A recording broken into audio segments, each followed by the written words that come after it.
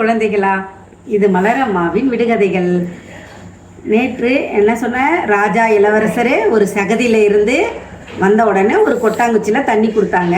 அந்த தண்ணியில் தான் இந்த முழு சகதியும் நீங்கள் கழுவணும் அப்படின்ன உடனே, எப்படி இந்த இவ்வளோ சகதியை கழுவுறது அப்படின்னு சொல்லி கொஞ்சம் நேரம் யோசனை பண்ணிவிட்டு ராஜா என்ன பண்ணார், தான்கிட்ட இருந்த ஒரு துண்டில் பருத்தி துண்டை எடுத்து கிழிச்சிட்டு அந்த சின்ன அந்த கொட்டாங்குச்சியில் இருக்கிற தண்ணியில் நனைச்சிட்டு பிழிஞ்சிட்டு சுத்தமாக கொஞ்சம் கொஞ்சமாக தொடச்சி சுத்தமாக 2 காலில் இருக்கிற சகதியையும் கழுவிட்டார்.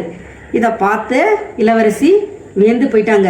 ஆஹா, இந்த இளவரசர் ஒரு பரீட்சையிலையும் பாஸ் பண்ணிகிட்டே வராரு, நம்ம அடுத்தது கொஞ்சம் கடினமாக கொடுப்போம் அப்படின்னு சொல்லி அவங்க யோசனை பண்ணிகிட்டு இருந்தாங்க.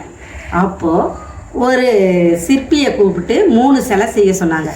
ஒரே மாதிரி இருக்கணும் அப்படின்னு சொல்லி அந்த சிற்பிக்கிட்ட சொல்லியிருந்தாங்க. ஆனாக்கா அதில் 3 வித்தியாசம் இருக்கணும் அப்படின்னு சொல்லி அந்த சிற்பிக்கிட்ட சொல்லியிருந்தார். சரின்னு அந்த சிற்பியும் சரின்னு சொல்லிட்டு போயிட்டார். போய் அழகான ஒரு 3 பெண் சிலைகளை வடிவமைச்சு எடுத்துகிட்டு வந்து கொடுத்தாரு. இந்த 3 சிலையும் பார்க்குறதுக்கு ஒரே மாதிரி இருக்குது.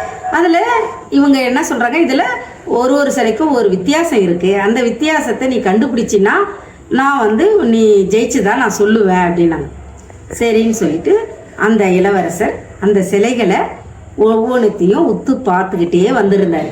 பார்த்துட்டு அவர் அந்த சிலையில் இருக்கிற வித்தியாசத்தை எப்படி கண்டுபிடிச்சாரு அப்படின்னு சொல்லி நீங்கள் கண்டுபிடிங்க. பாய் குட்டீஸ்.